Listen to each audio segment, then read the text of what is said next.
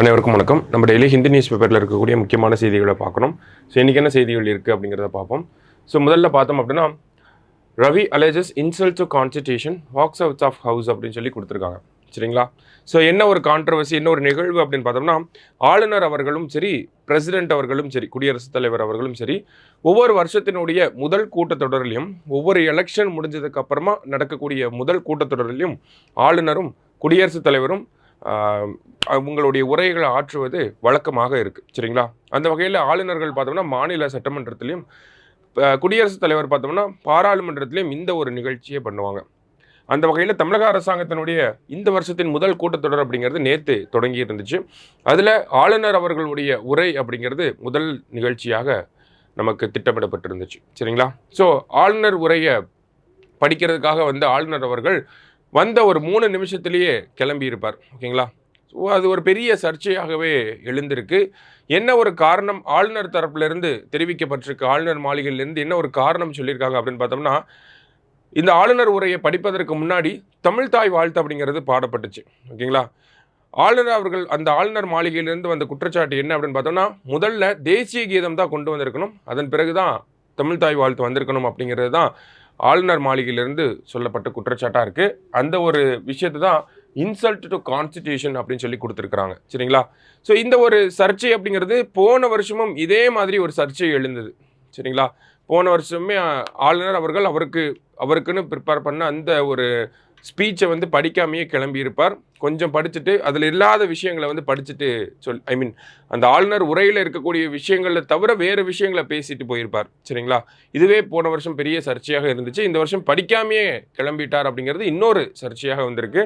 So according to article 176 படி பார்த்தோம்னா, இது கான்ஸ்டிடியூஷனில் சொல்லப்பட்ட நடைமுறை தான். 2 இன்ஸ்டன்சஸில் நம்மளுடைய ஆளுநர் மாநில சட்டமன்றங்களில் உரை ஆற்றணும் அப்படிங்கிறது.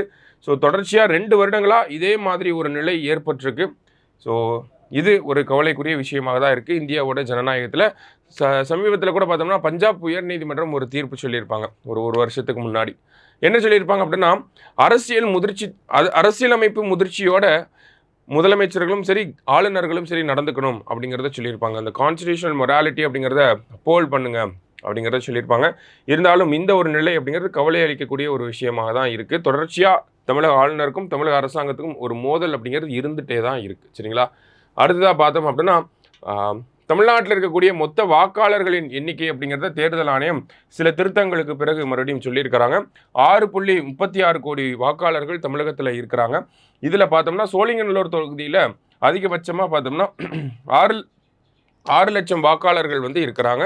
கீழ்வேலூர் அப்படிங்கிற தொகுதியில் பார்த்தோம்னா இருக்கிறதுலே கம்மியான வேட்பாளர் வாக்காளர்கள் இருக்காங்க. ஸோ பேசிக்கான டேட்டா தான். எந்த தொகுதியில் அதிகம், எந்த தொகுதியில் கம்மியான வாக்காளர்கள் இருக்காங்க அப்படிங்கிறத தெரிஞ்சுக்கிறோம் நம்ம. சரிங்களா?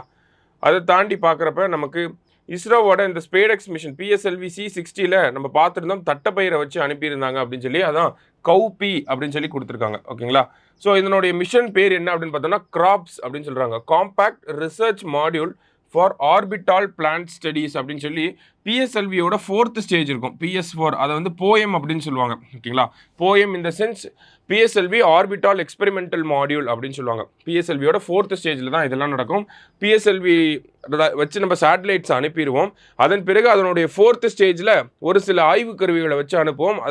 அதுதான் ஆர்பிட்டால் எக்ஸ்பெரிமெண்டல் மாடியூல் அப்படின்னு சொல்லி அதுக்கு பேர் வச்சுருக்காங்க. சரியா? ஸோ அதில் இந்த தட்டப்பயிரை வச்சு அனுப்பியிருக்காங்க. ஸ்ப்ரவுட் ஆகுமா ஆகாதா அப்படிங்கிறத பார்த்துருக்காங்க. ஸ்ப்ரவுட் ஆகிருக்கு. அந்த ஒரு செய்தியை தான் சொல்லியிருக்காங்க. சரிங்களா? இதை பற்றி நம்ம சண்டேவே பார்த்துருந்தோம். சரியா? ஸ்ப்ரவுட் ஆகிருக்கு அப்படிங்கிறத. ஸோ இன்றைக்கி செய்தித்தாளில் ரொம்ப குறைவான செய்திகள் தான் இருந்துச்சு. தேங்க்யூ. சுரேஷ் IAS அகாடமி, வெற்றியின் முகவரி.